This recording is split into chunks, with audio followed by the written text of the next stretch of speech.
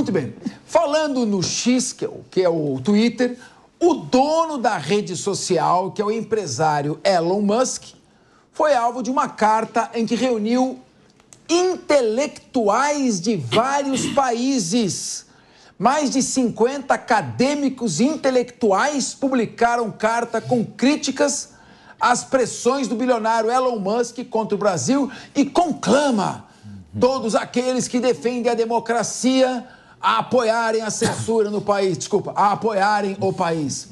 Os intelectuais são países como Argentina, França, Estados Unidos, Austrália, Reino Unido, Espanha, Suíça e Itália. Vamos debater isso aí? Em primeiro lugar, eu pergunto a vocês, qual é a diferença entre... Pode voltar aqui comigo, né? Para a gente fazer a pergunta, aí a questão. Qual é a diferença entre um intelectual e um engenheiro? A diferença entre o intelectual e o engenheiro é que quando o engenheiro erra, o prédio cai. E quando o intelectual erra, ou quando ele acerta, não acontece nada. Muito bem, o que você achou da opinião dos, abre aspas, auto-intitulados intelectuais, que são aqueles providos de intelecto, pelo menos supostamente? Um absurdo. Intelectuais de esquerda, né? Deixar bem claro isso, não tem sentido algum, uma situação não tem relação com a outra.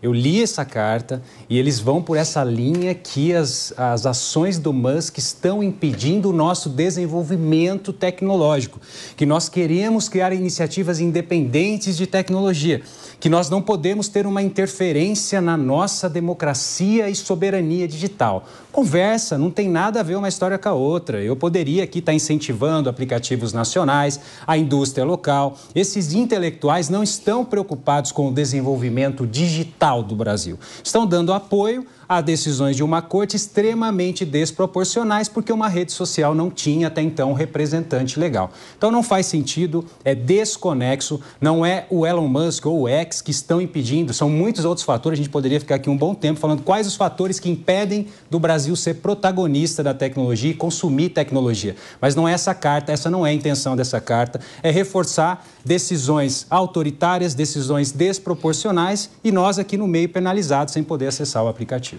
Ô Priscila Silveira, ocorre muito em sociedades mais autoritárias ou fortemente hierarquizadas do ponto de vista social, até mesmo atrasadas, aquela famosa carteirada.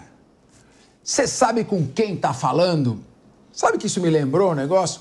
Eu vou falar um monte de bobagem, mas você sabe quem está falando? Eu sou intelectual. Muito bem, o que você acha dos intelectuais que falam bobagem e... Bom, ou será que eles não falaram bobagem? Também pode ser que não tenham falado. Qual a sua opinião? Essa é a opinião do Milagre. Qual a sua opinião? Capês, a minha opinião é que, mais uma vez, a gente tem aqui uma força, né, uma queda de braço. Tudo isso por causa da decisão dada pelo ministro. Eles pegaram... porque, na verdade, se a gente for ver, o Elon Musk, ele enfrentou e tem enfrentado. Agora, ele deu uma parada, né, nesse enfrentamento dele junto aí à justiça brasileira.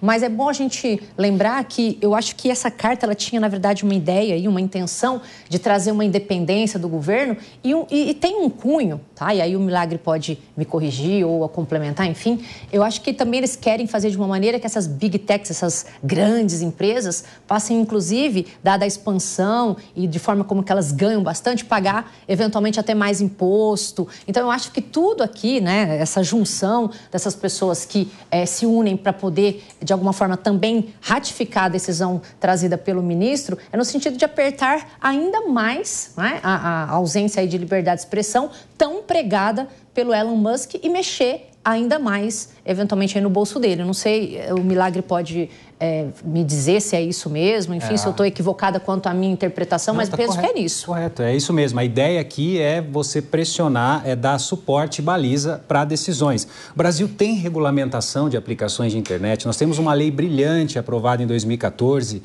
a Lei 12.965, o Marco Civil da Internet. Lá está nossos direitos, os deveres das aplicações, mas lá está prevendo as medidas devem ser proporcionais. Eu não posso passar por cima do processo, criar um código próprio para determinar a citação de pessoas que não são responsáveis. Então, essa carta ela vem no sentido de endossar essas decisões sob o fundamento de que isso está emperrando o nosso desenvolvimento tecnológico, e não faz sentido algum. Jean Menezes de Aguiar, sua opinião? O Elon Musk é uma figura meio histriônica, meio sensacionalista. E isso gera ódios e amores. Outra coisa é que houve um historiador francês, chamado Winocq, que escreveu um livro grosso, desse tamanho, chamado O Século dos Intelectuais. Intelectual passou, isso foi coisa do século XX. Como sabedoria também é um conceito que passou. A gente está numa velocidade, numa tipologia de informação que hoje em dia, mais ou menos, não cabe mais essas coisas. Mas a carta é um direito de quem fez a carta, né? A resistência também é um direito de quem vai resistir e a gente está num jogo de forças aí, puxa para cá e puxa para lá. Henrique Kriegner, eu lembro de dois importantes intelectuais, eu gosto dos intelectuais, do século XIX, né? O Hegel, que falava da evolução dialética em direção ao espírito da nação, que inspirou o nazismo e o fascismo, e o Marx, que falava também do materialismo dialético histórico, que também influenciou o regime soviético, onde Stalin matou mais de 50 milhões de pessoas, Mao Tse-tung 80 milhões de pessoas. O que você achou agora da carta destes intelectuais? Olha, eu lembro, Capês, de um conselho que eu recebi de um dos meus mentores, Dr. Ed Silvoso, que se estiver assistindo a gente aí, deu um abraço para ele, mas ele falou uma vez, eu estava indo para uma palestra de uma pessoa falando sobre transformação social, e ali eu li o currículo para ele, estou dizendo, doutor, estou indo aqui para essa palestra, quero muito aprender com essa pessoa. Ele pegou, olhou o nome, ele falou sobre transformação social, né? Qual que é o pedaço da sociedade que ele já transformou? Aí não tinha nenhum case de transformação, tinham ideias. Ele falou, por que você vai escutar um cara falar sobre algo que ele mesmo não conseguiu colocar à prova?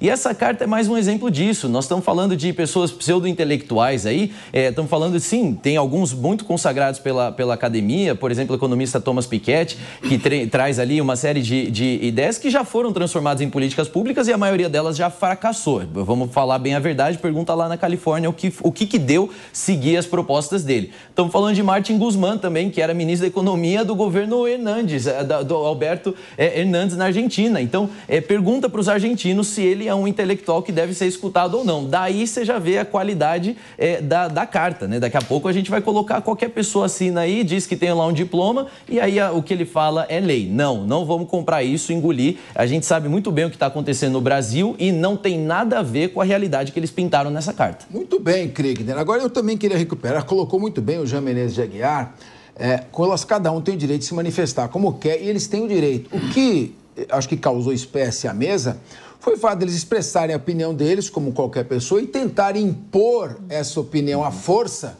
com a carteirada do intelectual. Acho que isso é que irritou. Quer expressar a opinião, como tantos outros, dá a sua opinião, esse é um tema polêmico, de fato, cada um tem direito à sua opinião. Agora dizer, eu sou intelectual e é isso, como quem diz, eu sei e você não sabe. Acho que isso que é autoritário e soou como algo impositivo. Talvez isso que tenha gerado essa polêmica aqui na mesa.